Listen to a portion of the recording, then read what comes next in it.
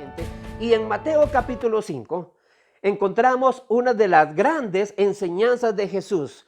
Muchos los han llamado el Sermón del Monte. Les han llamado también o el Sermón de la Montaña, o el mensaje de la montaña, o el mensaje. Y en Mateo capítulo 1 y versículo 2, bueno, de Mateo 5 a Mateo 7, nos habla de este Sermón del Monte. Es una de las grandes enseñanzas de Jesús. Por eso en este mes de junio hemos iniciado el Sermón del Monte, porque Cristo quiere, hermanos, que usted y yo ya no seamos como el mundo. Ve, hermanos, estamos en este mundo y a veces el mundo nos envuelve. Por eso tenemos que ser transformados, y eso fue lo que Jesús quiso hacer en el Sermón del Monte, enseñar una nueva transformación, un nuevo carácter que el cristiano tiene que tener. En Mateo 5.1 nos dice que había una gran multitud siguiendo a Jesús. En el versículo 2 dice que se apartó Jesús. Ahora, lo que no sabemos es si la multitud siguió a Jesús para la enseñanza o solamente con sus discípulos. Porque el propósito de Jesús siempre era enseñar ¿a quién? A sus discípulos, a los que él iba a preparar. Pero ya sea que había una multitud o que había unos pocos, Jesús comenzó a enseñar. Y vea cómo empezó su sermón, cómo empezó. En la Reina Valera nos habla sobre bienaventurados, y vamos a hacer lectura de estos bienaventuranzas, pero en esta mañana solo vamos a ver dos. Bienaventurados, ¿qué significa bienaventurado? Feliz. Pero la traducción mejor a la raíz de esta palabra es dichoso. Entonces ya puede ser bienaventurados los pobres en espíritu, o felices los pobres en espíritu, o dichosos los pobres en espíritu, porque de ellos es el reino de los cielos. Bienaventurados los que lloran, porque recibirán ¿qué? Consolación. Bienaventurados los mansos, porque recibirán la tierra por heredad. Bienaventurados los que tienen hambre y sed de justicia, porque serán saciados. Bienaventurados los misericordiosos, porque alcanzarán, dice, misericordia. Bienaventurados los de limpio corazón, porque verán a Dios. Bienaventurados los pacificadores, porque serán llamados, qué lindo, hijo de Dios. Y Mateo 5.10 dice, bienaventurados los que padecen persecución por causa de ¿qué? De la rectitud, de la justicia, porque de ellos es el reino de los cielos. Bienaventurados seréis cuando por mi causa, oiga, por ser cristianos, por ser hijos de Dios, os insulten, os persigan, os digan toda clase de mal contra vosotros, mintiendo como lo hicieron con Jesús. Ahora vea lo que dice Jesús acerca de lo anterior.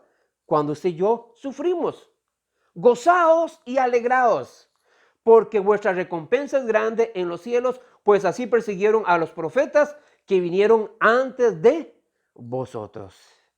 ¡Wow! Esto fue revolucionario para un pueblo que siempre vivió en esclavitud. El pueblo de Israel ha vivido más años de esclavitud que años en libertad.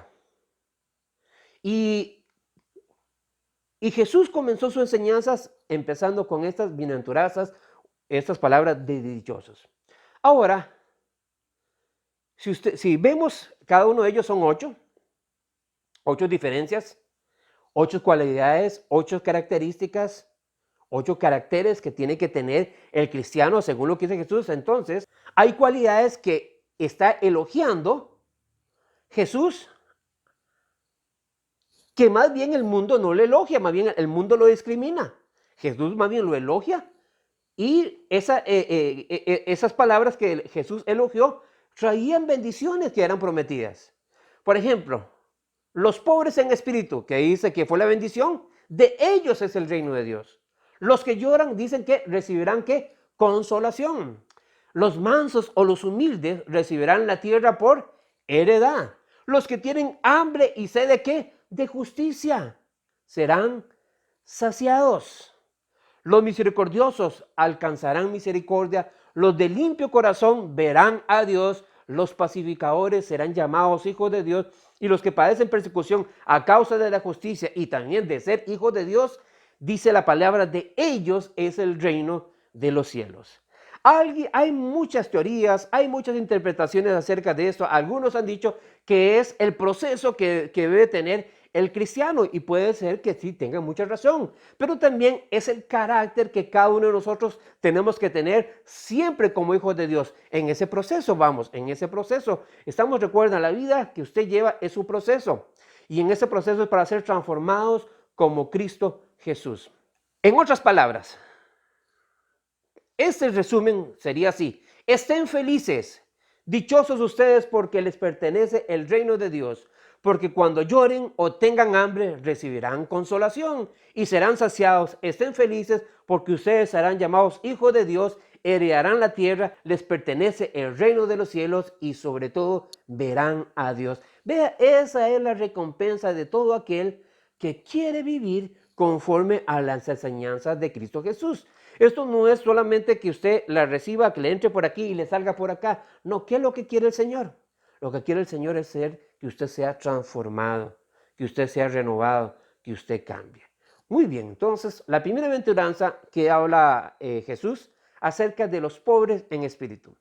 ¿Por qué comienza con los pobres? El mundo generalmente nunca le pone atención al pobre. Las noticias, ¿a quién van? Siempre a los ricos. Las noticias de la farándula siempre van a los ricos, a los famosos y nunca a los pobres. En el Antiguo Testamento, el pobre era una persona necesitada, una persona que no tenía cosas, era una persona afligida, es decir, es una persona incapaz de liberarse por sí mismo.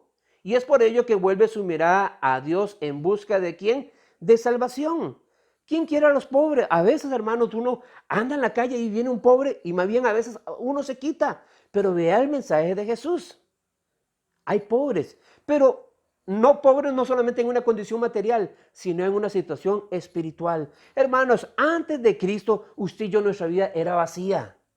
Éramos esos pobres porque no teníamos nada espiritualmente. Estábamos alejados porque el pecado nos separa de Dios. Por eso, hermanos, empezamos una vida. El mensaje de Jesús comenzó a transformar y la gente comenzó a llenarse de la palabra, comenzó a llenarse de su autoridad, comenzó a llenarse de su poder, pero también reconociendo su necesidad de vacío. Y voy a leer unas citas bíblicas en el Antiguo Testamento que habla acerca de los pobres. Isaías 41, versículos 17 y 18. Dice así: los pobres y los necesitados buscan agua, pero no la encuentran. La sed les ha resecado la lengua. Pero yo, el Señor, les responderé. Yo, el Dios de Israel, no los abandonaré. Haré brotar ríos en las áridas cumbres y manantiales entre los valles.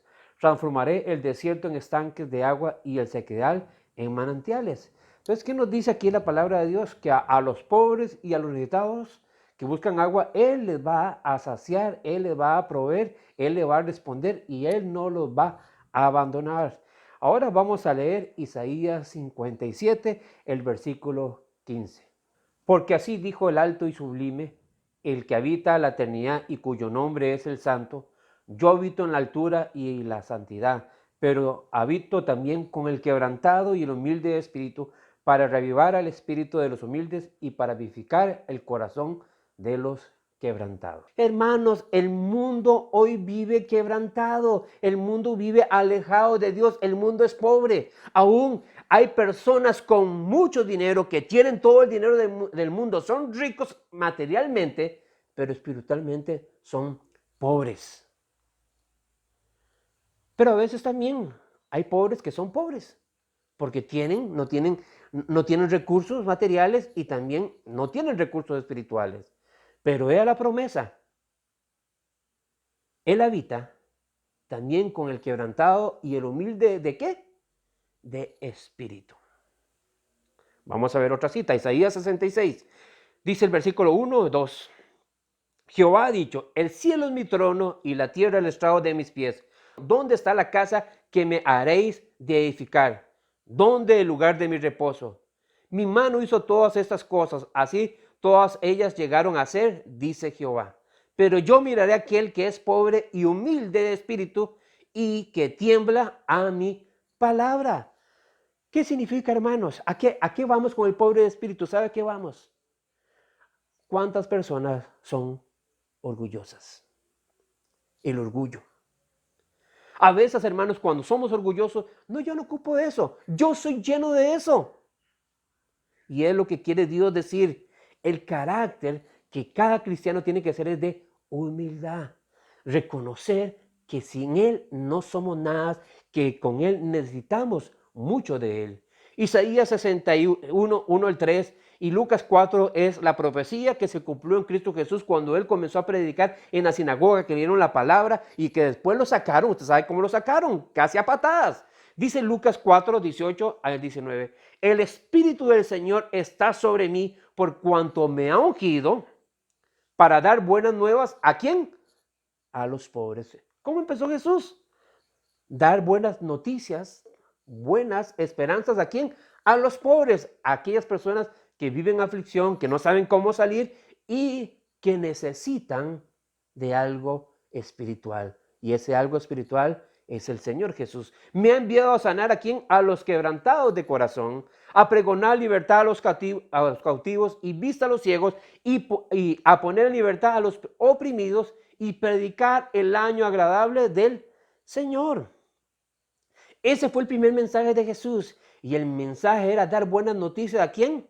A los pobres, a aquellas personas necesitadas.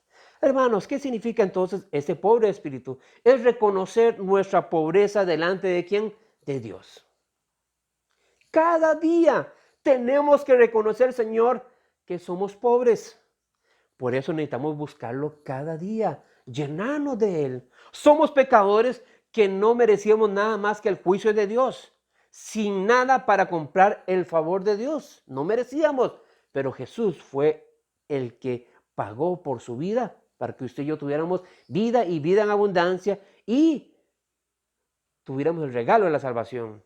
Y a veces, hermano, usted y yo tenemos que ser como el publicano. Recuerda la historia, que el publicano llegó y un momento clamó y se pegaba en el pecho. Tenemos que ir como el publicano, clamar a Dios. Dios, sé propicio de mi pecador. ¿Cuántas veces, hermanos, estamos y no estamos en la iglesia? ¿Cuántas veces, hermanos, Jesús dijo, ustedes de labios me adoran, me alaban, pero su corazón está lejos? ¿Cuántas personas, hermanos, por orgullo, yo soy hijo de Dios, ya está comenzando a buscar las cosas del mundo y hacer las cosas del mundo? ¿Sabe qué le dice el Señor en esta mañana? Sé pobre, porque si eres pobre, yo voy a llegar a ti. Un reformador, Juan Calvino, dijo algo muy lindo.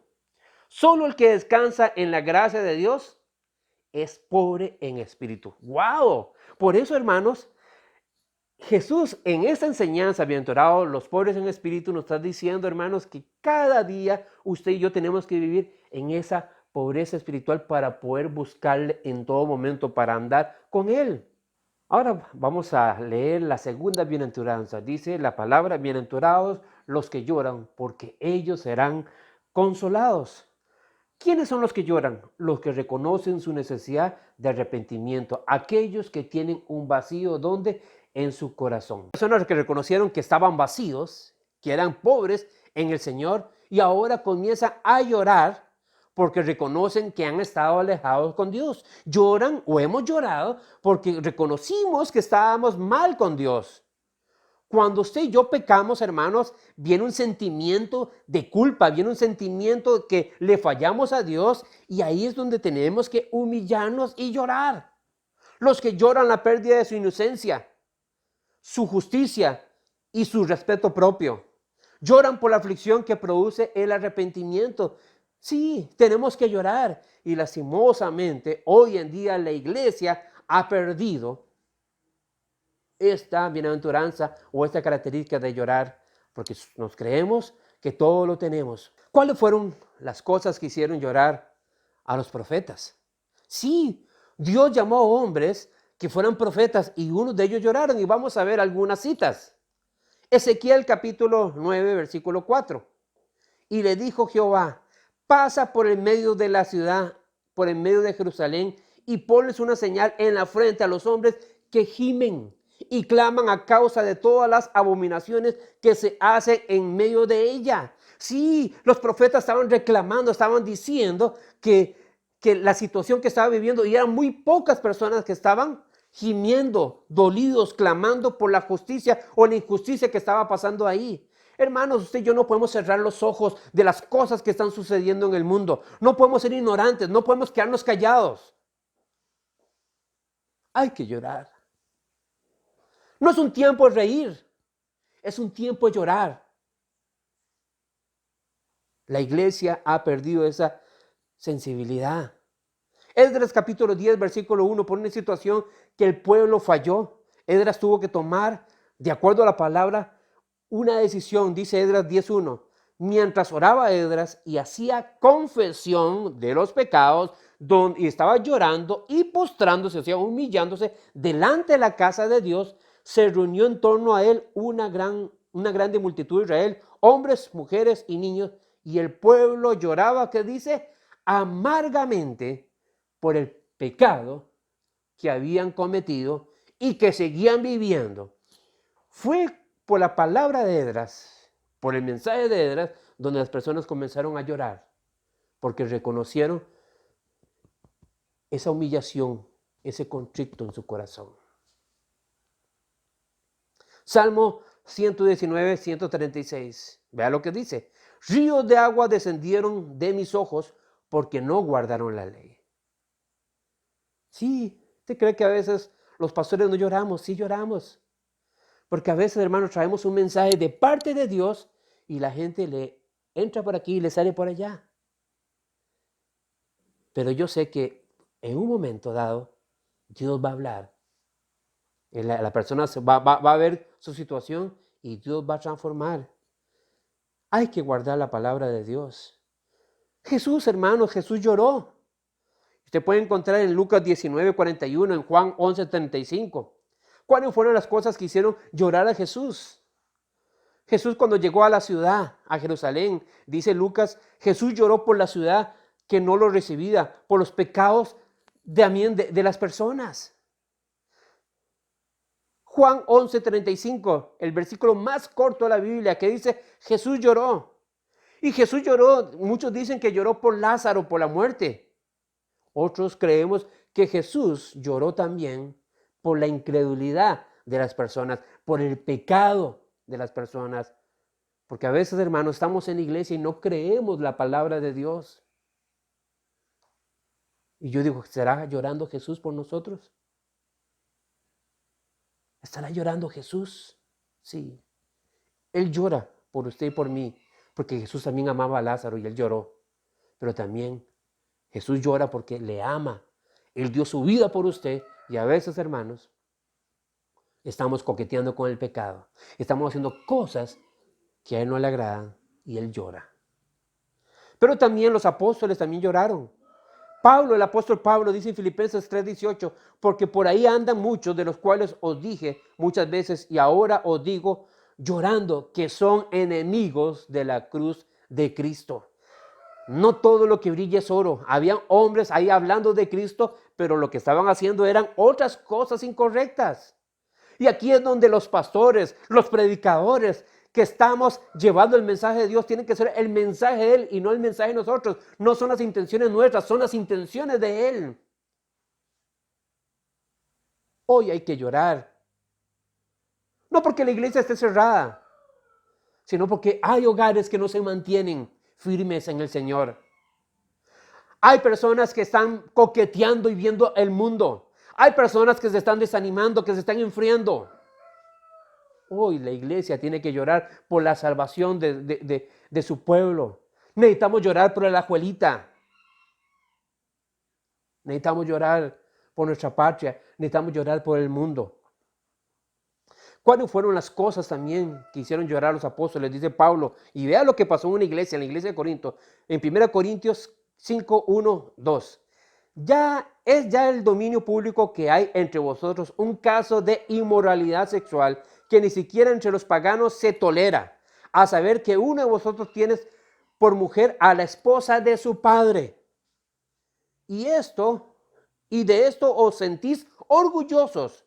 ¿No deberéis más bien haber lamentado lo sucedido y haber expulsado de entre vosotros al que hizo tal cosa? Vea, hermanos, a veces coqueteamos, alcahueteamos el pecado en la iglesia. Y no podemos quedarnos callados. Hay que llorar por lo que sucede en la iglesia. 2 Corintios 12:21 dijo el apóstol Pablo: temo que cuando vuelva me humille delante de vosotros y quizás tenga que llorar por muchos de los que antes han pecado y no se han arrepentido de la impureza, la fornicación, la lujuria que han cometido.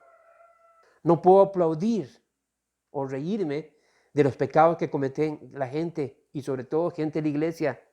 Lloro para que Dios los toque y se puedan arrepentir. Hoy la iglesia debe humillarse más que nunca. ¿Por qué lloramos nosotros hoy? La palabra nos invita a llorar por el mal existente donde en el mundo. Y usted y yo somos testigos de lo que está pasando en Estados Unidos o lo que sucedió en Estados Unidos. Pero nosotros no escapamos también, los ticos. Hoy tenemos que llorar por el pecado que hay dentro de la comunidad de fe. Hoy tenemos que llorar también por nuestro pecado. Aquí tengo mi pañuelo. Y mi pañuelo no solamente es para secarme el sudor, sino es para tenerlo a la hora de llorar, para enjuagar las lágrimas. Porque hay que llorar, hermanos. Este mundo se está cayendo. La iglesia se va a levantar. Dios va a venir por una iglesia gloriosa. Pero cuando veo la iglesia, cuando veo el desánimo, cuando veo que no me gusta esto, no me gusta lo otro, ¿quiénes somos nosotros? Tenemos que humillarnos de Dios y tenemos que buscarle más que nunca. Su venida está cerca. Hoy la iglesia tiene que llorar. Tenemos que usar el pañuelo, el paño. Tenemos que pasar llorando. Porque dice la promesa, porque los que lloran serán consolados. Y qué lindo es cuando uno llora y se acerca a alguien y lo abraza. Se acerca a alguien y le da una palmadita. Y eso lo hace Dios. Una de mis experiencias siendo joven, inolvidable. Una vez yo hice algo que no le agradaba a Dios. Yo me sentí la persona más sucia, más inmunda. No me sentía digno de estar sirviendo como laico en la iglesia. Me sentí pobre y comencé a llorar. De por sí yo soy el pastor llorón. Y en la casa, ahí solo, en la sala, me puse a llorar y eran horas de estar llorando, pidiéndole perdón a Dios. Y tuve la experiencia más linda. La sala se llenó de algo extraordinario. Se llenó de una presencia exquisita. Tuve miedo, tuve vergüenza. Pero sentí, hermanos, las manos de Dios. Yo lo sentí, yo no puedo inventarlo. Yo sentí a Jesús agacharse, abrazarme y decir lo que le dijo a aquella mujer: yo te perdono, yo te amo, no lo vuelvas a hacer. Aparte de sentir sus brazos, escuché su voz audible. Y ese día yo le dije: Señor, yo me rindo a ti y haz de mí lo que quieras hacer. Y ahí fue donde Dios comenzó a hablar de mi llamado pastoral. Tengo mis limitaciones de comunicación, tengo un montón de limitaciones, pero aquí estoy haciendo su voluntad y hay que humillarnos. Recibirán consolación quienes lamentan su propio pecado. Serán consolados.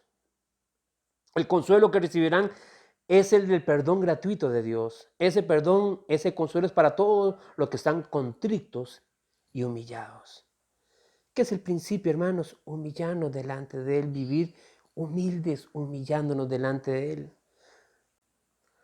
Apocalipsis capítulo 7, versículo 17, da una gran promesa para todos nosotros. Dice, porque el Cordero que está en medio del trono los pastoreará y los guiará a fuentes de aguas vivas, y Dios enjugará toda lágrima de los ojos de ellos. Vea la promesa, dice que el Cordero, o sea Jesús, que está en medio del trono, nos va a pastorear y nos va a guiar a fuentes de aguas. ¿Para quienes? Aquellos que hemos sido o somos pobres de espíritu, pero también la promesa es que dice que Dios enjugará toda lágrima de los ojos, o sea, nos va a consolar, nos va a limpiar para que usted y yo ya no lloremos.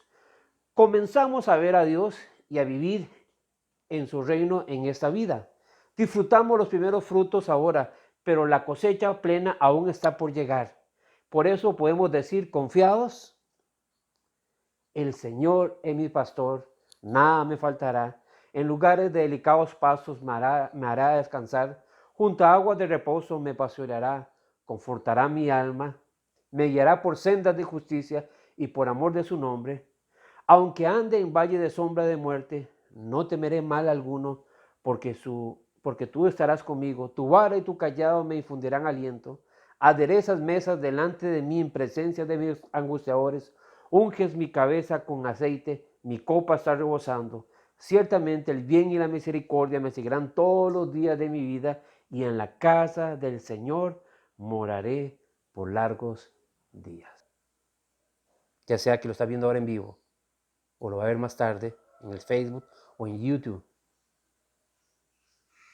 que pueda humillarse en estos momentos. Si Dios le ha hablado, dígale: Señor, yo soy un pobre. Yo me he alejado de ti, o yo nunca te he conocido. Señor Jesús, perdóname, líbrame, y llore, quebrántese, porque cuando usted se quebranta, Él va a llegar y buscarle, Él va a ir a darle paz y Él va a llegar a abrazarlo. Yo no puedo hacerlo por usted, es usted que tiene que hacerlo ahí en su casa, ahí donde está. ¿Cuándo? Hoy, porque más tarde no sabemos si vamos a estar vivos. Padre Celestial, Padre de toda la gloria, te doy gracias, Jesús, porque hace 2000 años tú diste un mensaje revolucionario, un mensaje que era diferente a lo que se estaba predicando, lo que se estaba viviendo 2000 años atrás. Pero Señor, hoy en día estamos viviendo lo mismo. Hoy, Padre Celestial, somos orgullosos. Hoy, Padre Celestial, somos autosuficientes y solo invocamos tu nombre cuando ya no podemos hacer nada. Gloria a Dios por eso, pero Padre Celestial, tú estás cambiando nuestra vida. Tú estás transformando nuestra vida. Tú quieres, Señor Jesús, que vivamos siempre dependientes de ti, Señor, porque el que es pobre va a depender de ti. Yo soy pobre, Señor. Cada día yo dependo de ti. Y yo voy a llorar, Señor Jesús, porque en mi familia todavía hay gente que no te conoce. En la iglesia, Señor Jesús, hay gente que todavía no te conoce. Llegan, pero no se han consagrado a ti, Señor. Hay que llorar, Señor Jesús, por la situación que estamos viviendo, Señor.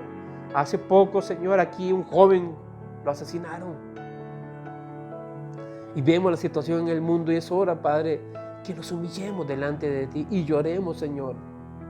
Que pasemos tiempos contigo, Señor, intercediendo por lo que está pasando, Señor, en el mundo. Que venga el gozo del Señor.